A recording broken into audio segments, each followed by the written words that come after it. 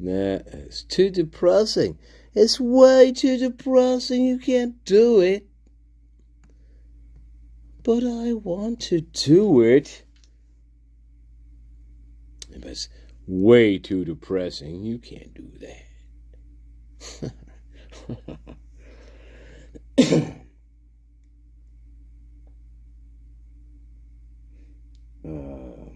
Okay, all right, fine.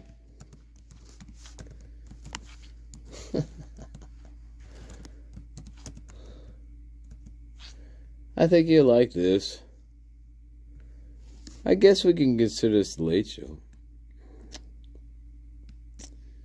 Perhaps the last time. I don't know. But I cannot find any lyrics. Well, that sucks.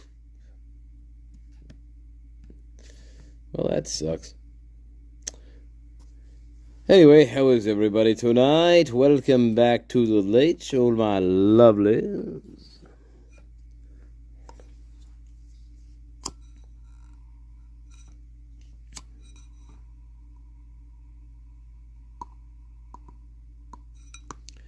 All right. How are you, Lynn? How are you, Terry? Lynn, how are you, Mrs. John? Who are we? What are we doing? Laurie, nice. We got the best. Welcome, I am. Hello again. Here we are. Welcome, White Rabbit, I chase you. Give me that four-leaf clover, please.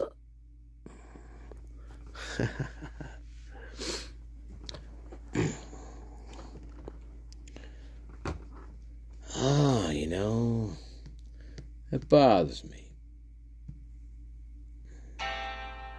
Because then it goes back to this. Okay, it goes back to this, guys. Real quick, it goes back to this. This is how we're going to start it, love. This is how we started.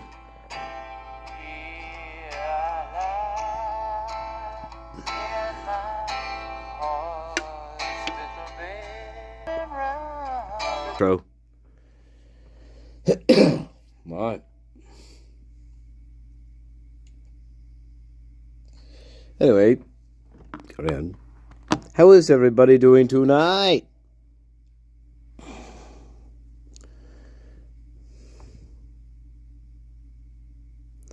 Oh, baby. Here, who's stone there? Miss, Mick Jagger? Mick Jagger, come on now.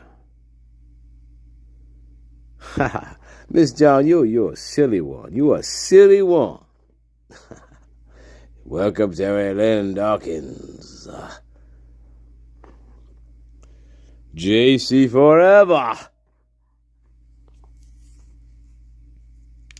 We go back to News Nation. We have to revisit because we got this schmuck on here. Now, this is the real, Potato Mal. Now listen. This is where I get this from, right? Now, listen. There's evidence here that suggests, he is a stalker. I can't tell you how my mouth gets dried up. Well, we're going to see that here in the next clip. We call them Potato Mals.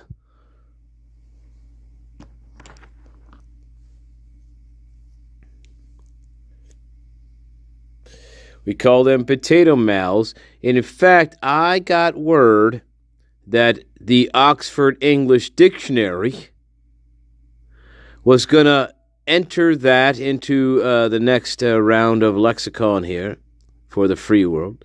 Potato Mals. Right. That's my invention. Right. And,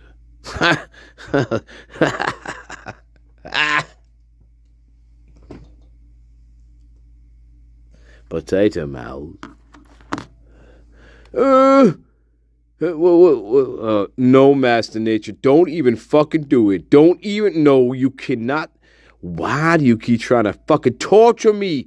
Just because you're raging this 100 million fucking butterface goddamn fucking war. I don't know what it is going on with you Brits. I don't fucking want to know what you Brits. I don't know what the fuck you do half the time. But why do you keep drawing me into this shit? Look, I'm not some Caribbean island that you can just control at the whim because I'm in your fucking crown jewel. Oh my God. Like, look, I ain't no Caribbean black fucking slave here to Queen Elizabeth, the fucking, the first. Or maybe, I don't know, maybe the second. I mean, they're all fucking old. They're all fucking old, man. They all live to like 125, these fucking people. I don't understand this shit. I think they're fucking aliens, actually. I think they're fucking aliens. So, yeah, I don't want to see no bulbous fucking head. I don't know why they keep showing me this shit, Masternature. I already got PTSD from being your fucking spirit guide. And you just want to fucking keep torturing me here. The smiley hop doesn't intervene at all.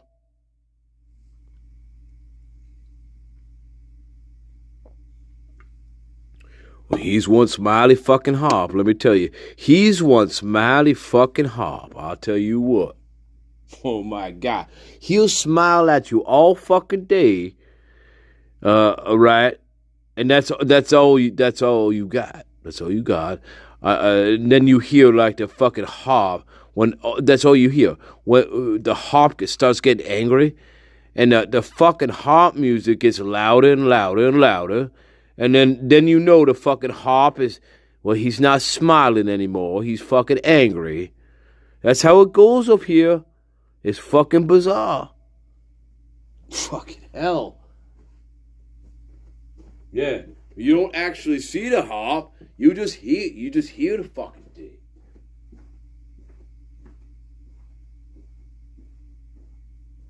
Crazy. It drives you fucking crazy. It's like an episode of fucking Star Trek. That's what it feels like up here. Look, it's like an episode of fucking Star Trek. Really? For sure.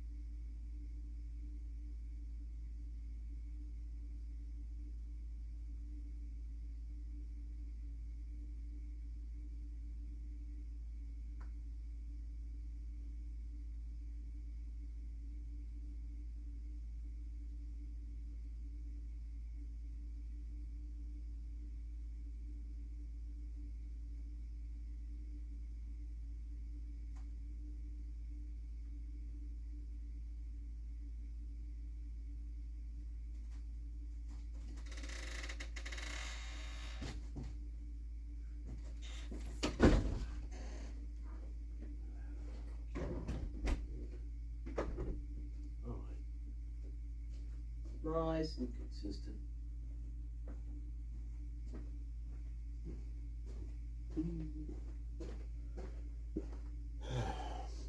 What's the name of that fucking song? Anyway, I can't remember the name of the goddamn song now. Oh, great. Anyway, let's go. Thank you. Oh, boy.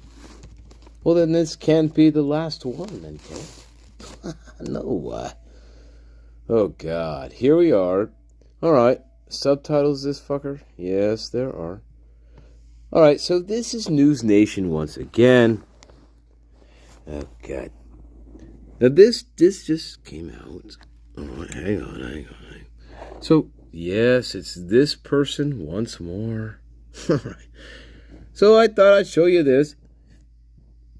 This is the title. Idaho murders may have been motivated. Forensic analyst Jesse Weber live. Here he is.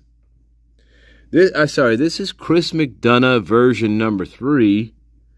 I want a middle too, and I really like middle, and all right, here we are. Here we are. Ready? Steady. Scott Morgan, forensic death investigator from Jacksonville State University, the host of the Body Bags podcast. Oh. It's great to see you.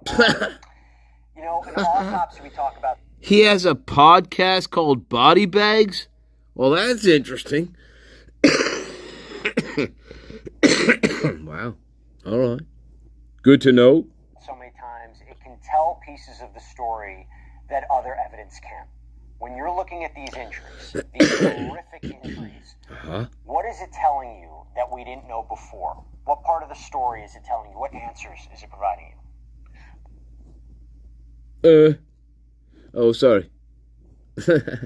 Well, we always expected some level of a certain level of brutality. We've heard that in the wind, as they say, over and over and over again. We've had people that will say, you wouldn't believe what it looked like in there, the condition of the bodies. But here we have it in black and white, Jesse.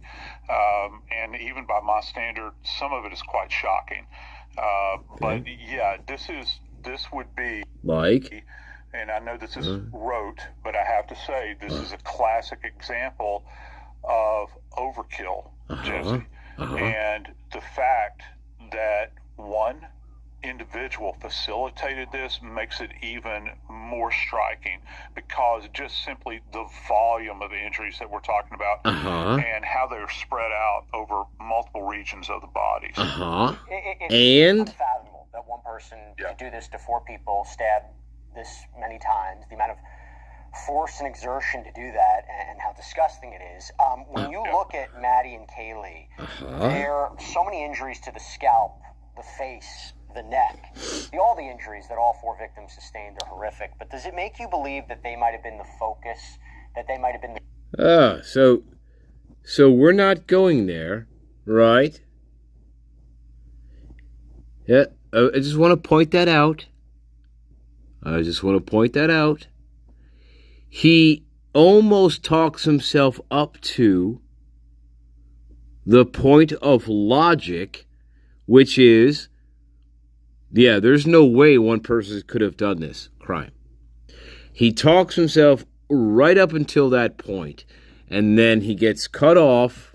And in fact, we're going to watch that again so I can show you what I'm talking about. Right? This makes it even more striking, right? Because just simply the volume of the injuries that we're talking about and how they're spread out over multiple regions of the bodies. Right. Yeah, it's a lot. There's 100. We're at 100. Well, 150. 150. So yeah, it's a lot for one person. And he lets his mind go there. It's unfathomable that one person could do this to... It's unfathomable that one person could do all this. 4 people, stab this many times. Right. The amount of force and exertion to do that. Right. And how disgusting it is. Right. When you look at Maddie and Kaylee, there are so many injuries to the scalp, the face, the neck. All the injuries that all 4 victims sustained are horrific, but does it make you believe that they might have been the focus, that they might have been the target, and for example, Xana, 67 times? The reason you see that number is because she fought back. I mean, does it give you an idea of what happened here? Yeah, let's don't forget that there are stab wounds, there's a mixture of incised, which are slices, as well as stab wounds, punctures to other regions of the body. Okay, but the primary concentration on both of these young women is going to be head and facial. To me, personally. Whenever I see that, that's an attempt on the perpetrator's part to disfigure and rip, trying to rip to shred. Let's face it, they're beautiful. If somebody is admiring them from afar, I want to have you, or have one of these targets in particular. I want to have you. No one else will have you. You have, shunned me in some way or shut me out. This is okay. Jesse, you're talking about somebody that went in here with a sharp-edged weapon, and I'm talking about a very robust weapon, and did this level of damage to their faces. I have had cases similar to this, but not this many deaths in this one location. Again, going back to this theme of one person doing this. All right, good. There you are. Yeah, so, yeah. Again, what are we forgetting in all this? We're forgetting the fact that he doesn't know these people. We keep forgetting this fact. What he's saying is not necessarily bad. It's just that remember, Kohlberger doesn't know them. So, again, we seem to keep forgetting this point, I guess. I mean, that's all well and good what you're saying there. If the offender knew the victim, I mean, I'm sorry, but you're talking as if the offender knew the victims, and it's horrific and horrible. But we keep forgetting this fact that Kohlberger, they're allegedly, right, Kohlberger, there is no connection to them whatsoever. I mean, so you can't apply the same argument here, which is what this guy's doing. He's applying an argument that doesn't take into account the fact that Kohlberger doesn't have any connection to these fucking people. It's a wrong argument here. It's a misplaced argument.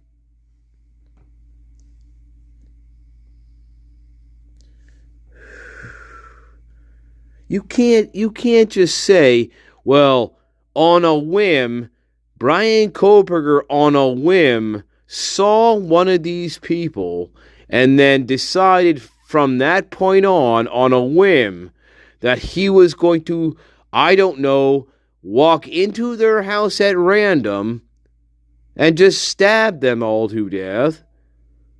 But, he had to have been stalking one of them, and which takes time, of course. Remember, we've been through this. This stuff kind of takes a little time. We've only been out here 2 or 3 months. Anyway, whatever. But yeah, we gotta be stalking one of them. What? We gotta be stalking one of them. But yet, we can't prove there's any stalking. In fact, there's other people that we know are stalking them. What? There's other people that have stalked them, like Little G, for instance. Little G has stalked them. We know that for a fact. I would bet my life on that's true.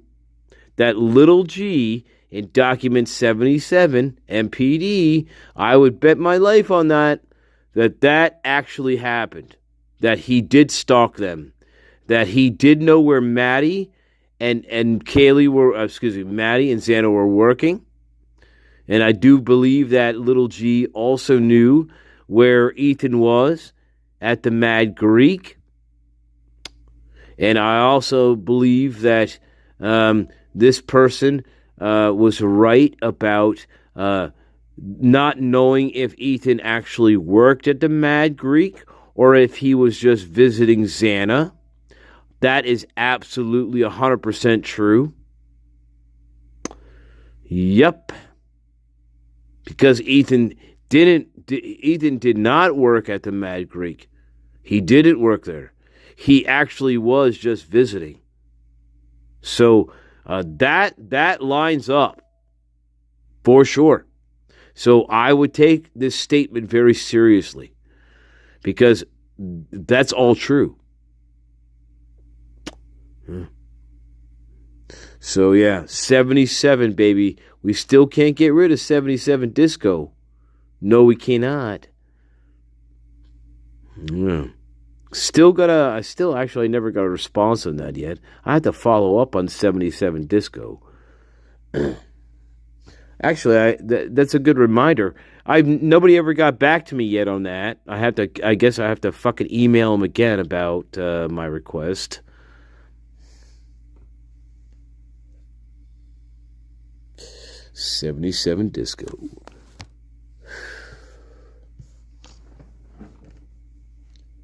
Yeah, that's some scary document.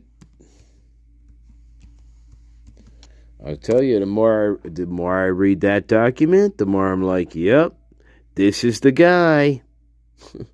For sure. If there's going to be a lone wolf, it's going to be that kind of guy. For sure. Anyway, where were we? Oh, yeah, this fucking retard. A quick break. We'll get back to this. We're going to finish this. It's about 8 minutes left of this video. Okay, now we're going to see the knife sheath. Okay. Anyway, yeah, sure. If I'm posing the bodies, or if I'm moving the bodies around, and I'm covering the bodies with the comforter, gee, I don't notice the fact that my knife sheath's right. Like, I'm doing all this shit to the comforter and moving them around, but I don't notice my knife sheath, is right there, like sticking out of the goddamn comforter. I guess I wouldn't notice that.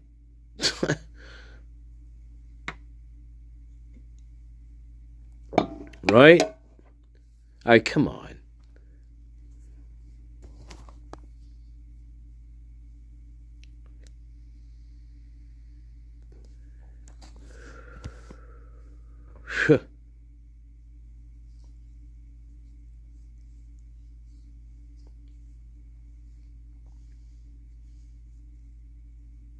All right. Quick break. Get back to reality, loves. Quick break. We'll get back to reality. I love you. Who's here, love? Edie, Mrs. John, everybody, Terry Lynn, I apologize. I don't mean to ignore the garden. My apologies. I get lost in my own goddamn thoughts. And this is why Shakespeare must kill himself. Othello, you must jump from the bridge or wherever you came from. This is the last live of the quarter. You've overstayed your welcome, Mr. Live. You've oversaturated the ground with your blood. And it's disgusting, Mr. Live. All right. There you go. There you go.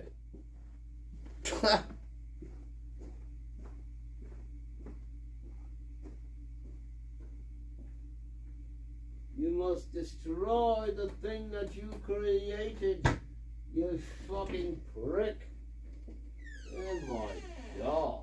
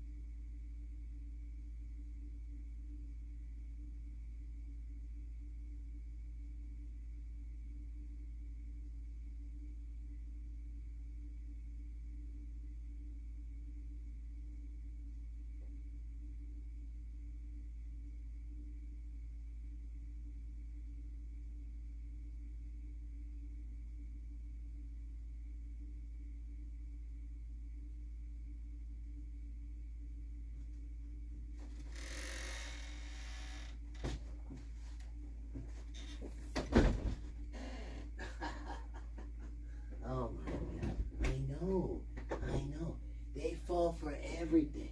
It's fucking ridiculous. Listen, I know. Hey, shh. I have to go. I have to fucking go. I have to get on the live stream. Yeah, I know. I'll talk to you tomorrow. Get up the fucking phone, alright? I have to get on this goddamn fucking live shit. I don't know. Yeah, he's a fucking dummy. I know. He keeps doing fucking lives. And, anyway. Sorry. Hey. My garden, are you here? Alright. Hey, oh my God, I know.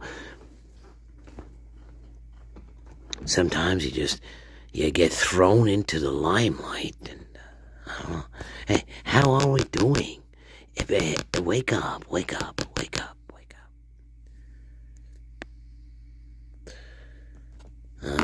You got super gummies. Oh, that's nice. That's always good. Welcome, hot like Arizona. I bet you are. God damn. Alright. I will poison your town in order to understand that. Well, hey, you want me to host a show or don't you? Jesus fucking Christ with you. Well, that's what I keep fucking telling him. He don't fucking listen. I know it's really rotten. He tries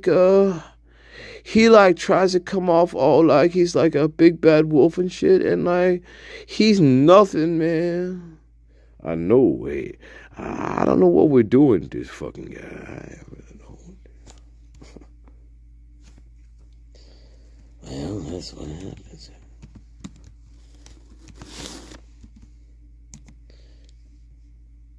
Oh my God. Well, you want to play it or not? Mrs. John, Jason Gray. I seen this about him 3 years ago. I told people, but wait a minute, you forgot. Forget this. You're in a war. Oh, you cannot be distracted by Grayson? Dark cream. Oh my God, Masternature. Oh yeah. Wait, oh my God. Here we go. Here we fucking go again with this shit. Red onion. Red fucking onion. Yeah, you're a red fucking onion. You fucking bubonic fucking place. Green. Oh my. Corn. Yeah, you're no. Fuck you and your corn. Oh my God. Yeah to you.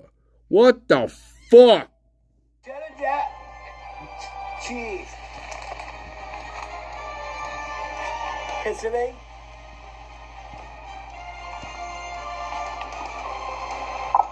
Get the fuck over here. Oh my God, Master. Yeah, I put you go in the fucking oven. That's it. No, fuck you and your corn dip. Fuck you and your corn dip. I had enough. I fucking had enough. Look, I gotta call. Look, I'm calling the fucking union. That's it. I had enough. I'm calling the fucking union. This is fucking torture. This is fucking. I am being fucking tortured.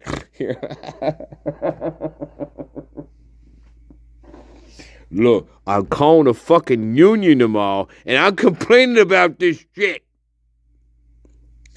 Look, this ain't no fucking training fucking video.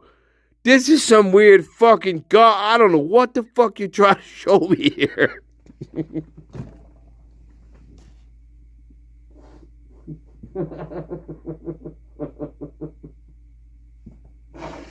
Oh my God. Look, I know I'm going to be safe on the job, all right? But you don't need to be showing me that kind of shit. Like, look, I'm not going to end up like that kind of fucking, look, I'm going to be safe. I'm going to wear my fucking hard hat, all right? Why are you freaking me out with this shit? Oh, my fuck.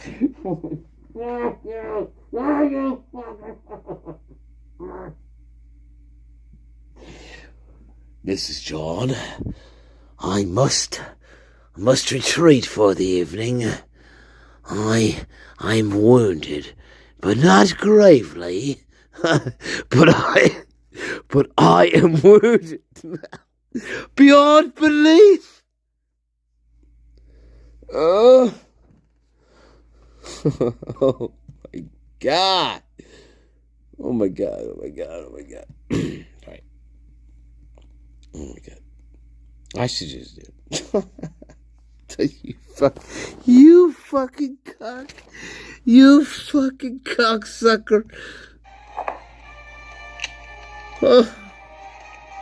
Oh my God. Man, what does that taste like? You fucker. Oh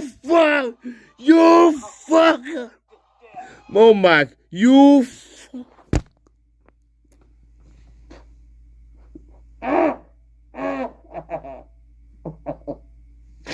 oh my God. Master Nature, I just called the union. I got the fucking boss on the phone. He said, stop all fucking production. I don't know what this fucking asshole's trying to do, but this goes way above and beyond a union rule here. Union fucking rule here.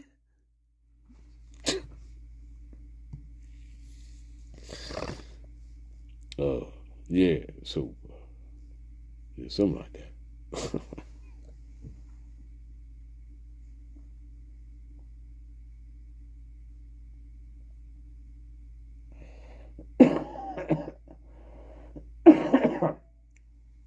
All right.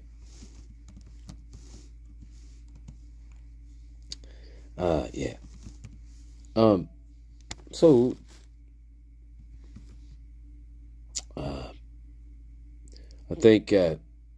I think we learned a lot. It's not everything I wanted to capture, but that's why we have a trilogy to things. Yeah, we have a trilogy, and that's all right. Everybody goes home happy. Everybody goes home happy. But we'll see.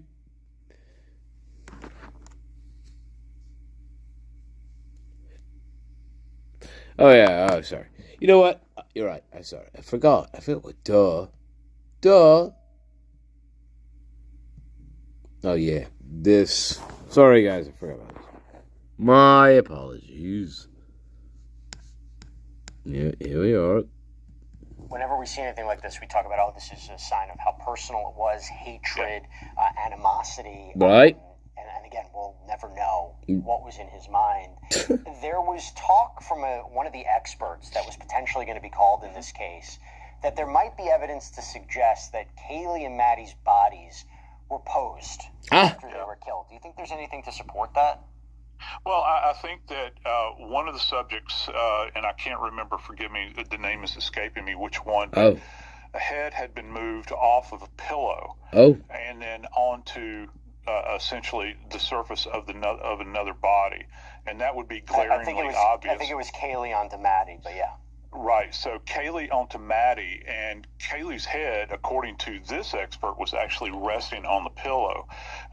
And I can get into all of the technicalities here, and just very briefly, the way you try to understand that, hair in particular that is super saturated with blood, if you think about a dirty mop string, and this is the way we kind of describe it to our students, it leaves behind almost this kind of spaghetti pattern behind it.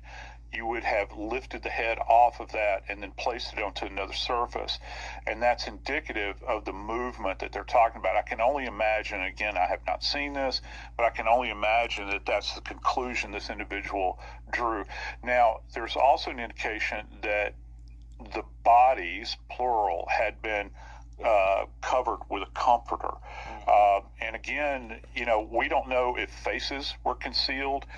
There's a thing that we call in death investigation called face covering, where if you have recognition of somebody, it's a way to, kind of block them out so you don't have to look, right. Because as humans, we identify with one another this way, which is an interesting insight into the interior of this home. As we're processing Okay. now what they went through, and again, it's kind of And- unimaginable to think. And what he's failing to tell you is, right, in these types of crimes, when we're seeing this type of behavior, what he's failing to tell you is this is usually done by people that know them. This is usually done by people who are closest to them, or that are at least are known to them. Yeah. He fails to tell you that part here. When we're seeing this type of covering up of bodies, we know who these people are. We feel guilty about it. We're personal with them, right? He doesn't tell you, though, that's usually because the perpetrators in the crime are going to be known to the victims. Like, known to them. Right? Like, they know who they are. Vice versa.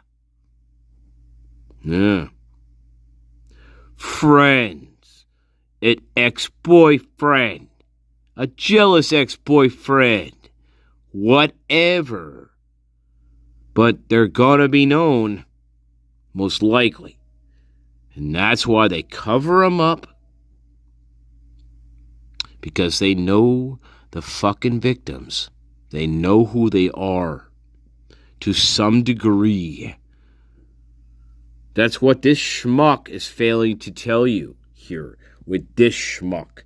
And you and I know that's true. You and I know that's true. But this schmuck and this schmuck is not telling you that piece. Yeah. They're still trying to couch it into a lone wolf scenario where this lone wolf has no ties to any of the victims.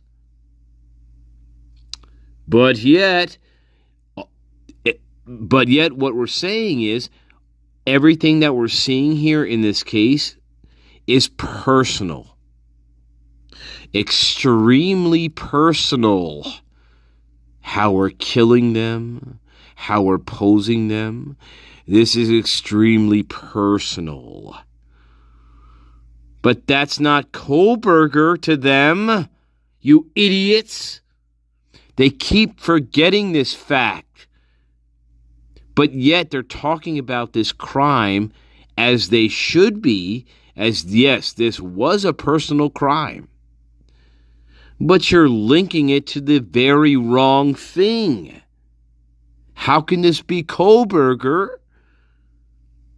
When it comes to Kohlberger and these people, there's nothing personal about it. But yet we see a personal crime. An extremely personal crime. Bloody, extremely personal, bloody crime. Yes. But that's not Kohlberger. He doesn't know them. And these people don't know how to reconcile that. One part of their theory is correct, but they're attaching it to the wrong thing. They know it. Either they're in denial or they know it and they don't want to say it on television to ruin their fucking, I don't know, whatever. But if this guy is smart, he would have to know that this is probably most likely done by more than one person. This guy has to kind of recognize that. He doesn't want to say it.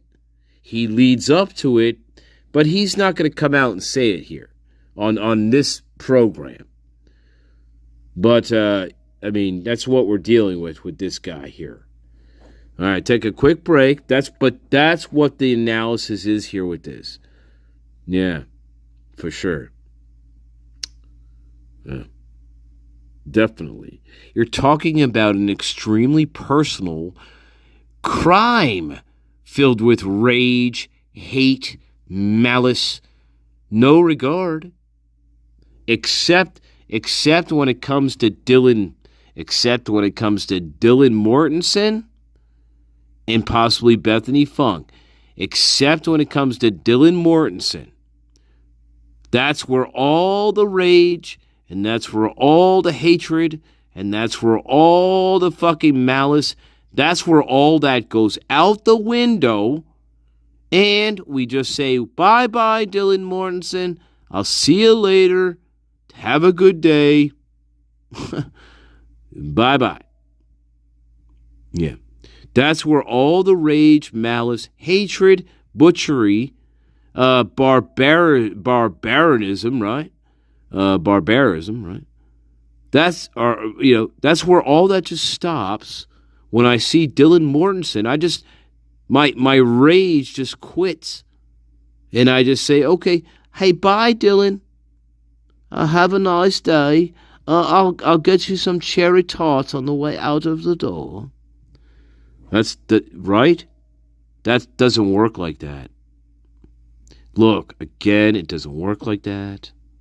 Look, if I have that much rage where I'm tearing apart these people like this, and I see Dylan Mortensen standing there 3 feet away from me, well, guess what's going to happen to Miss Dylan Mortensen? I am not going to stop. I'll take her out too. Why not? She's in my path. What's it going to take? I already ripped 4 people apart. Give me a break here. Give me a break here. I mean, we gotta go with logic, and these people are in denial. They've always been in denial. Anyway, quick break.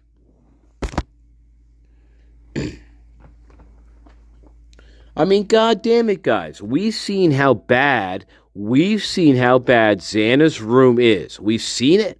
It's a goddamn bloodbath. There's no denying that the way that room looks. It's extremely bad. So how do you go from that room, coming out of that room in that fucking bloodbath, Texas Chainsaw bloodbath, you come out of that room as the killer, right? You come out of that room in that state, and 3 feet in front of you is Dylan Mortensen staring at you. Now, you have a couple of options. In the state that you just left, you just did the Texas Chainsaw fucking Massacre, baby. You come out of that room. The minute you come out of that room, guess who's right in front of you? Dylan Mortensen is staring right at you 3 feet in front of you. And so what are you going to do? What are you going to do? You're going to bypass her, okay? You're going to completely ignore her and walk back out the sliding glass door and say bye-bye.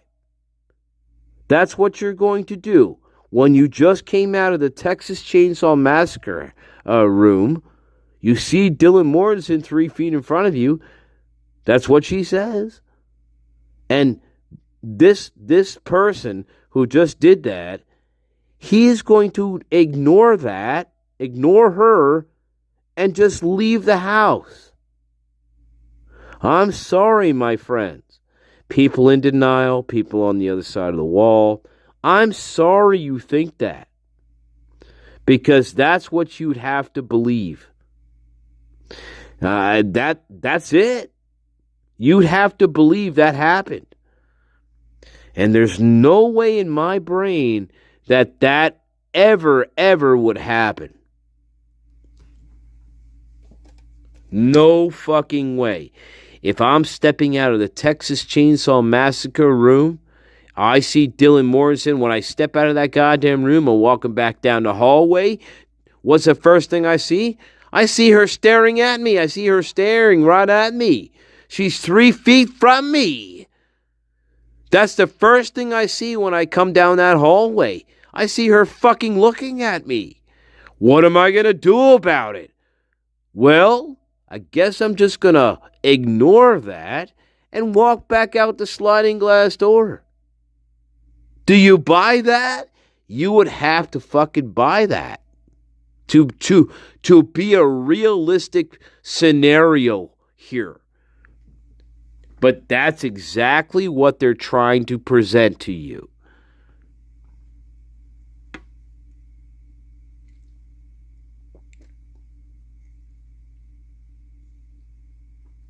Again, there is no way I am walking out. I am fucking, listen to me. I am fucking Leatherface. I am Leatherface. I just walked out of the Texas Chainsaw Massacre fucking room. I am Leatherface in this moment, baby.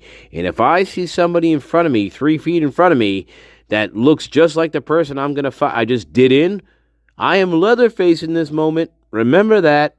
And I'm going to go after you. Absolutely. There ain't no way around it.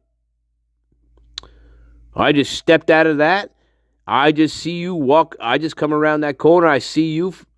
Guess what I'm going to do to you? I'm going to go straight to you. I'm going to head to you like a fucking shark to fucking blood. I'm going to make a beeline to you. And I'm going to smash you into that room. I'm going to close your goddamn door. And I'm going to do what I'm going to do to you. That's what's going to happen here. I'm not going to just look at you, wave bye-bye, and look and slide on out that glass door. That's not happening here, Moscow Police Department. No way. Not with this level of brutality going on here. Absolutely not.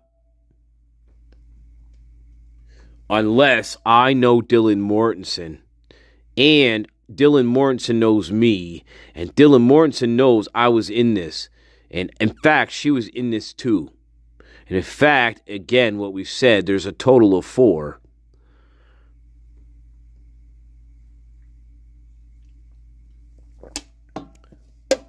Again, there's so many mistakes here. There's tons of mistakes. I mean, sprinting down to the Hobbit's room. This is so ludicrous that the whole painting is ludicrous. I'm sprinting down to the Hobbit's room, and I stop for a minute, and I look, and I see Xana laying down on her floor. I don't want to wake her up, and then I keep sprinting down to the Hobbit's room. Okay. That's what I said, though. That's what Dylan Mortensen said.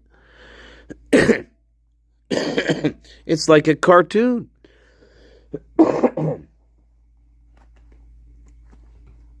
Look, you know how far Dylan Mortensen's room is from her room to where the landing is to go down to the first floor? Do you know how far that is? Like 5 feet? Like, how far are we fucking sprinting here? We're not sprinting a goddamn marathon. We're sprinting I don't know, 5 feet? 6 feet, maybe? To the top of the landing to go down the stairs to the first floor? It ain't that fucking far. I mean, it's not what we're talking about. We're running a fucking mile here. So when I hear, we're sprinting down to somebody's room, I'm thinking, man, they must be really running a really far distance. But no, not here. We're talking 5-6 feet. So what? Look, what are you sprinting to? What are you sprinting to? And then it's absurd. And then we stop mid-sprint to look down the hallway to see Xana laying face down in the room, and we just think that she's just passed out. And then once we just think that, We don't want to wake her up anymore. And then we continue our sprint down to the Hobbit's room. Again, we're talking 5 feet. We're not running a goddamn football field here. This is the dumbest sequence I think I've ever heard. Really, this is one of the dumbest sequences I've ever heard. But that's in there. This is what they believe. This is what they believe Dylan Mortensen did. This is what they believe. These fucking people.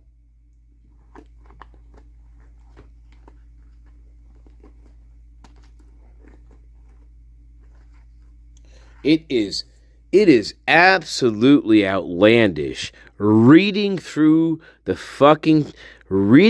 documents and listening to their fucking bullshit on audio.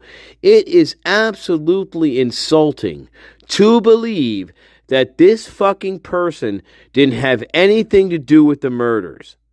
It is absolutely insulting. The same goes for Bethany Funk to a lesser degree. But still, same with Hunter Johnson. I mean, give me a break. But it's pretty insulting when it comes to Dylan Mortensen. She's the most insulting one of them all. I mean, you have to really stretch your fucking imagination here to think that she didn't have anything to do with this fucking crime. You really have to stretch your imagination to fucking believe that. You really have to be in denial. Absolutely. You have to be in major denial.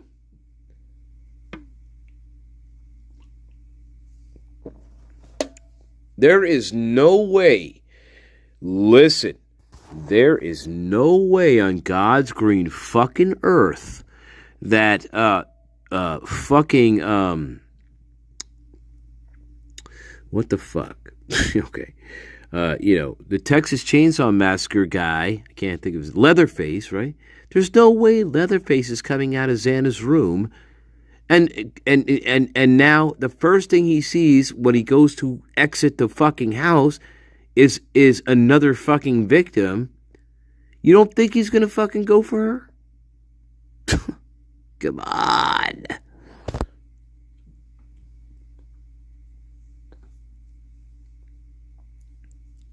I highly doubt that.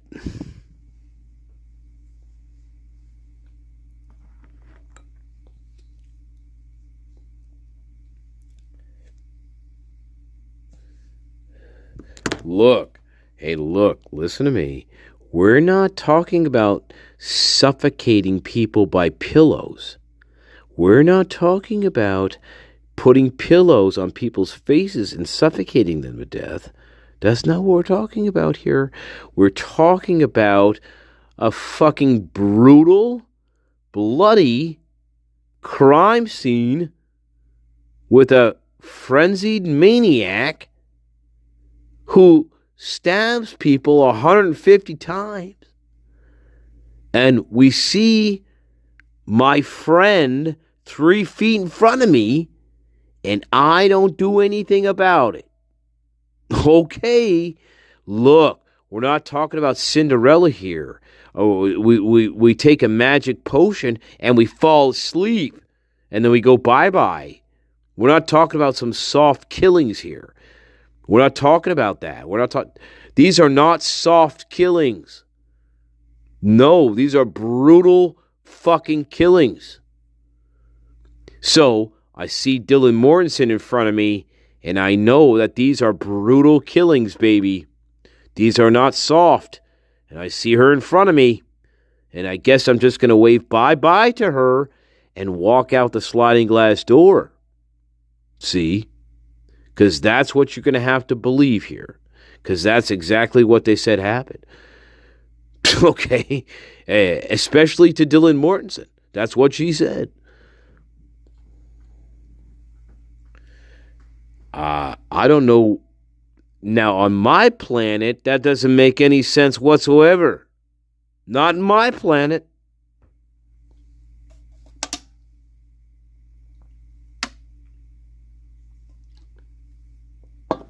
Hey, plastic fantastic lover, baby. All right. Hey, we get on.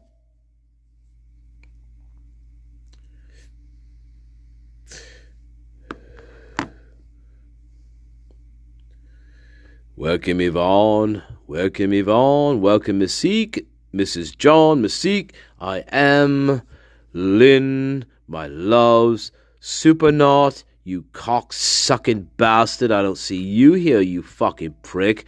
Where are you, Supernaut? Welcome Yvonne again. Mrs. John White Rabbit, I'm chasing you every goddamn fucking day. And believe me, I'm not complaining about it. All right. Listen, if I didn't have a white rabbit, guess what? I'd go mad. I'd go absolutely fucking mad. If I didn't have a white rabbit to chase, I would go absolutely mad. I would. Think about it, loves. If you did not have a white rabbit to chase, you would go absolutely mad. I would. I would go absolutely mad.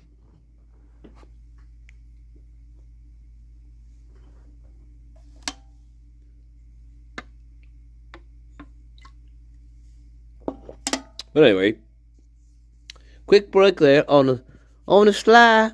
And don't give me no jive talking. And I don't want no jive turkeys here. Listen to me, this is young Tyrone. I don't want no jive turkeys here infiltrating my stuff here. I don't want no jive turkey. And I don't want no jive. Oh, that's not really good, Tyrone. Look, Tyrone, I can't pull that off. I can't do that.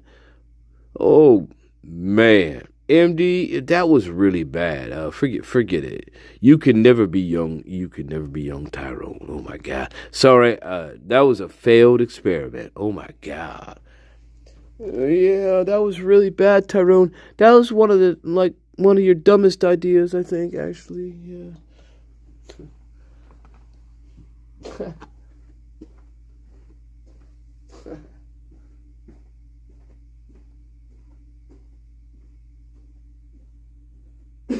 MD rules all.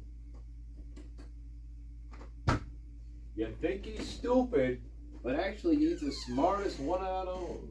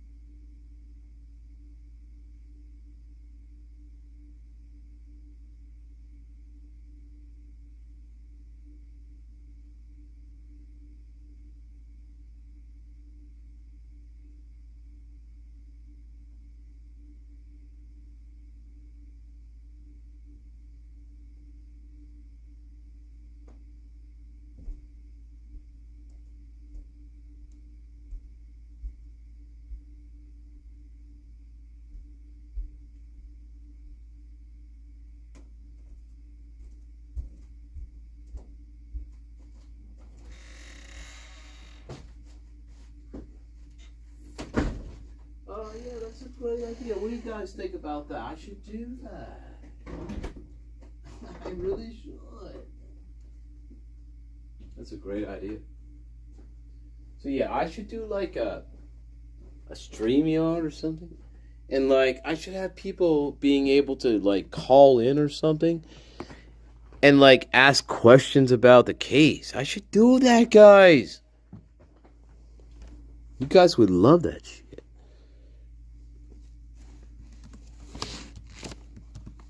I should do that. Again, it could be like the Gong Show. Like, where are we?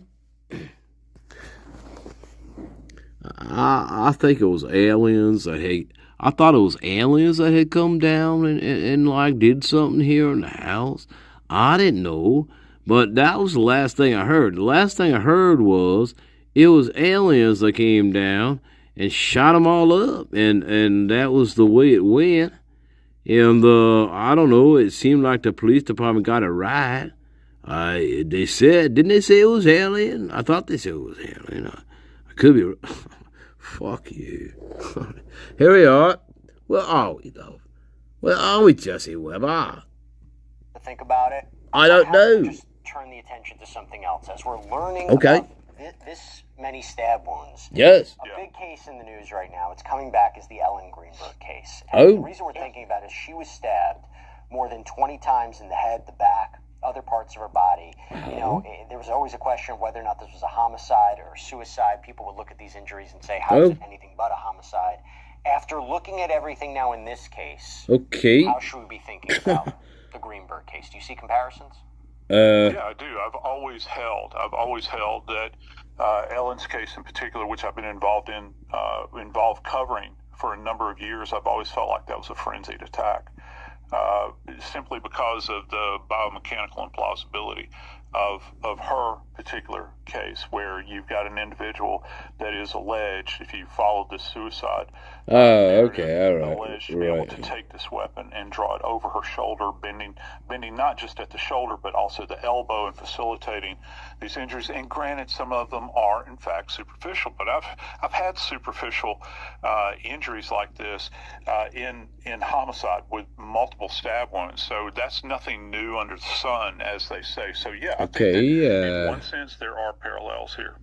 There are no parallels here. This is a totally separate case. There are no parallels to this case when it comes to this case in the Idaho 4 case. There are absolutely no fucking parallels here. This case is totally different than this. We got somebody who was, the cause of death was ruled a suicide. However, we found there was multiple stab wounds to her, which seemed to make the suicide impossible.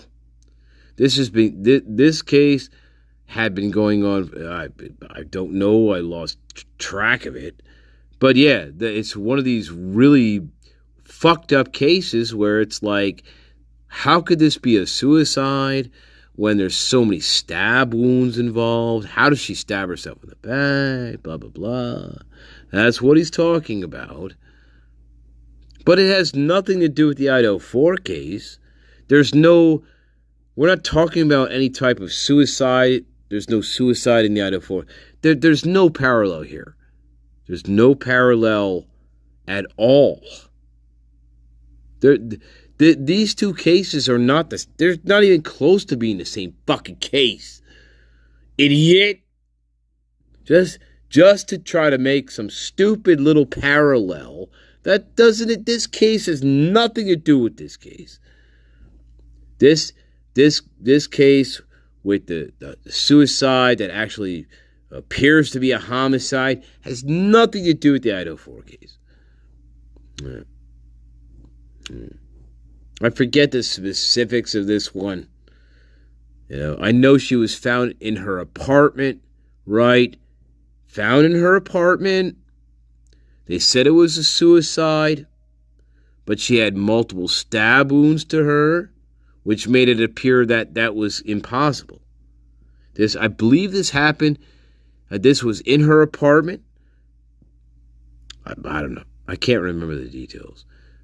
But I'm thinking like Philadelphia or something. Was this in Philadelphia of some sort? Why I keep thinking Philadelphia. I forget where this happened. Was it Philadelphia? I forget the city. And does it make you believe was it Philly? This idea of self-harm just doesn't make sense? It doesn't make sense to me.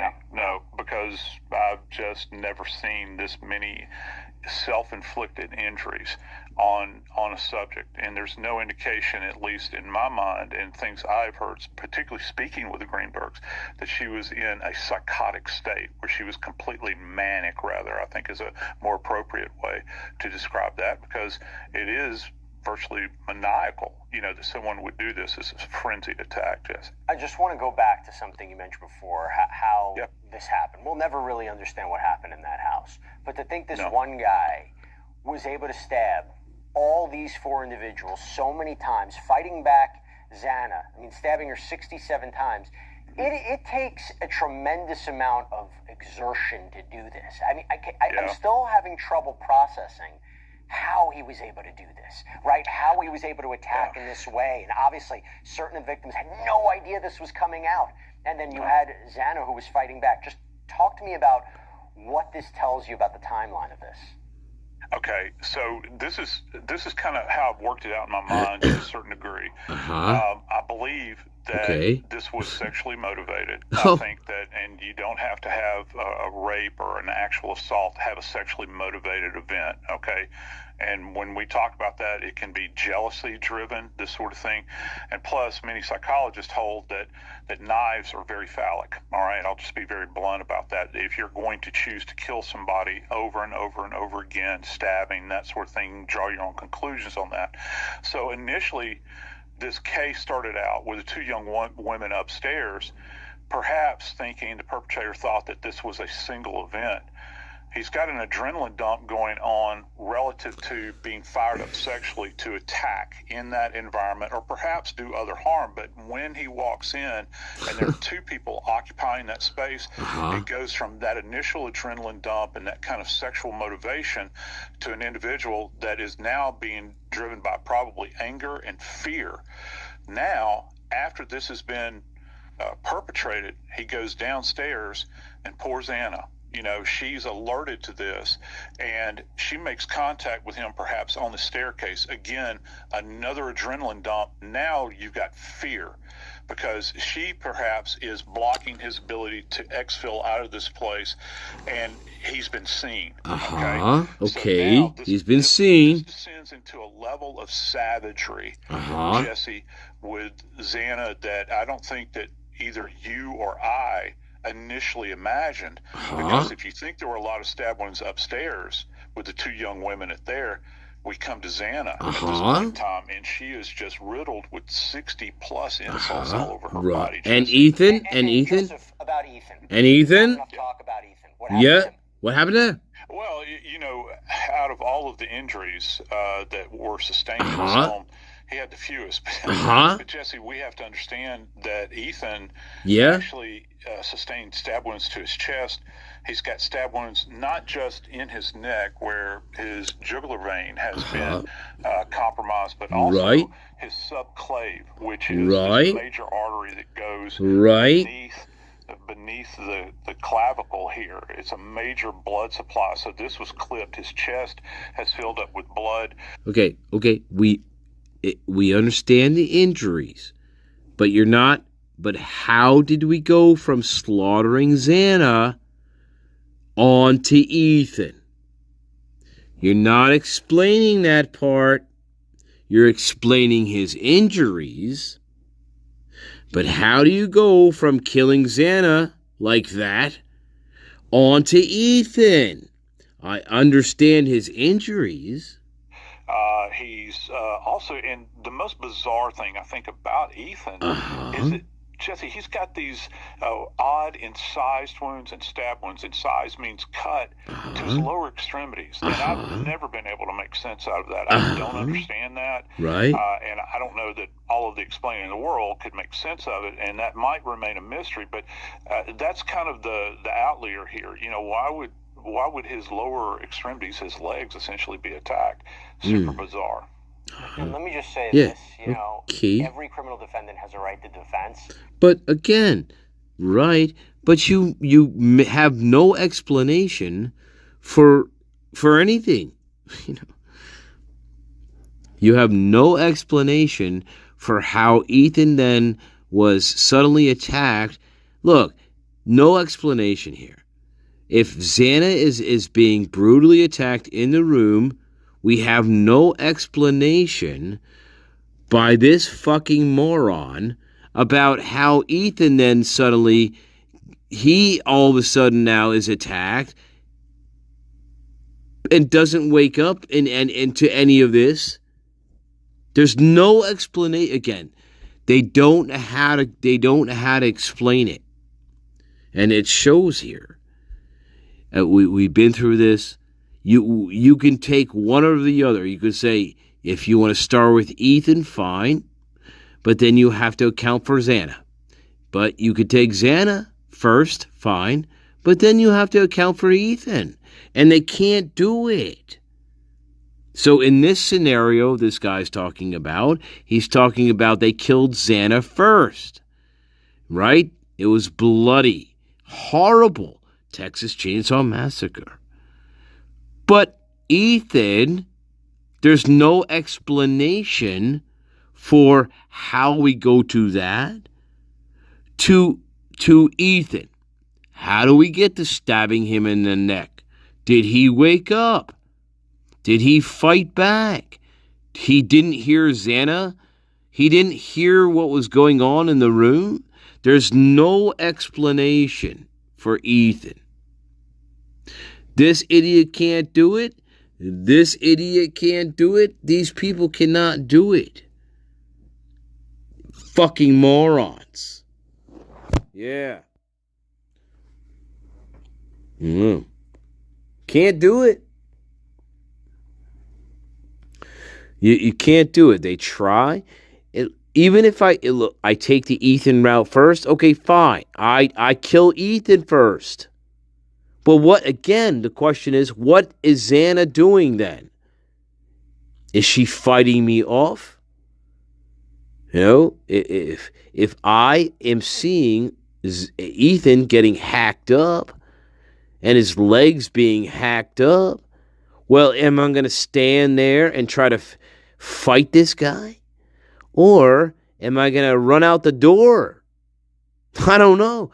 If it was me, if I saw that, I may just run out the door. I may just run the fuck out the door here. But that's just me. I don't know. I wasn't there.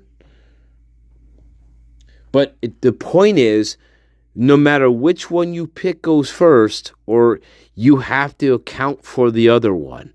And these people cannot account for the behaviors of each one of these people, depending on which one is going to get attacked first. They have no good explanation for the behaviors.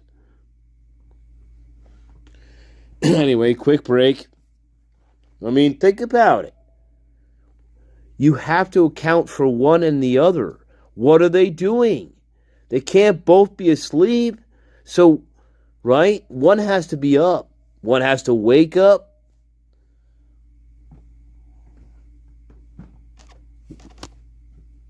I mean, goddamn. I mean, still, there's no clear explanation of that. These people don't know how to explain it either.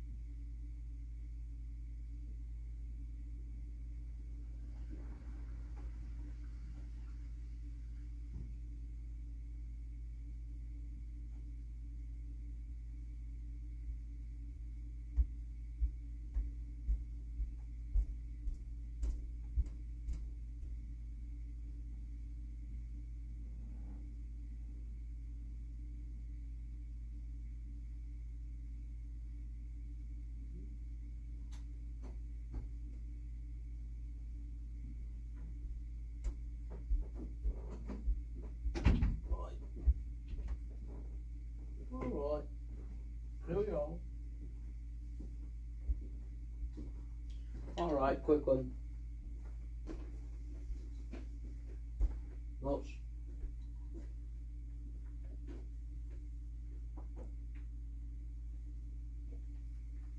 Really finish.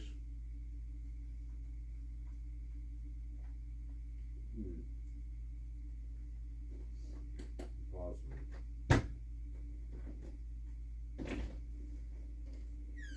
Here to help you.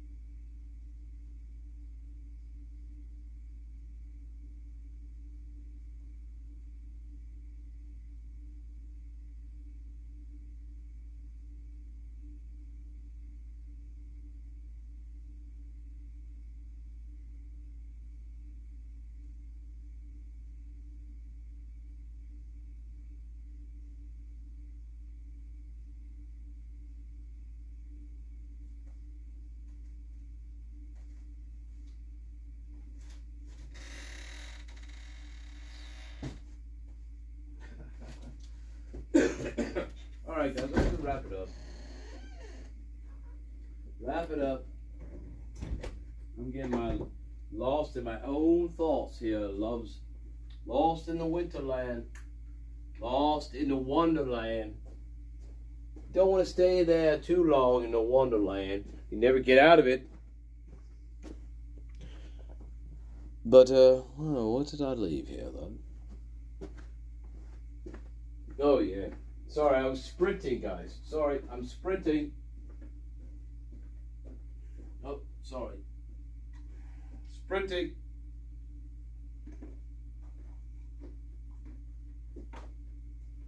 I'm sprinting, guys. Guys, I'm sprinting.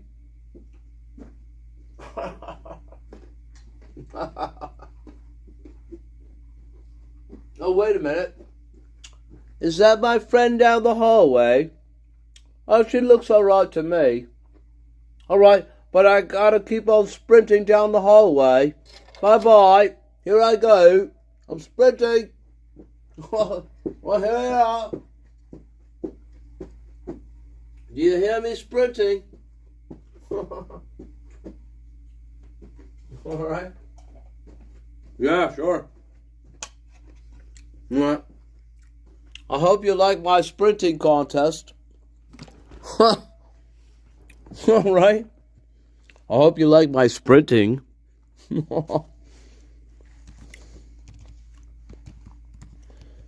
I didn't want to wake her up. Fuck her.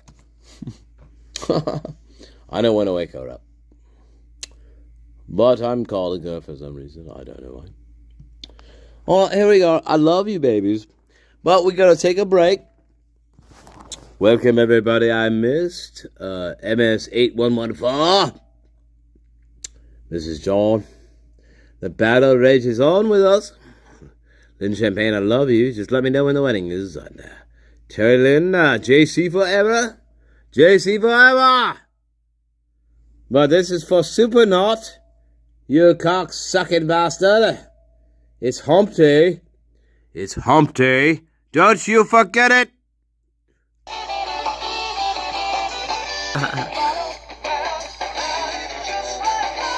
You're my pride. Until tomorrow, my loves. I love you. I love you, my coin lover. Dylan, my love, Dylan. Oh, yes, indeed.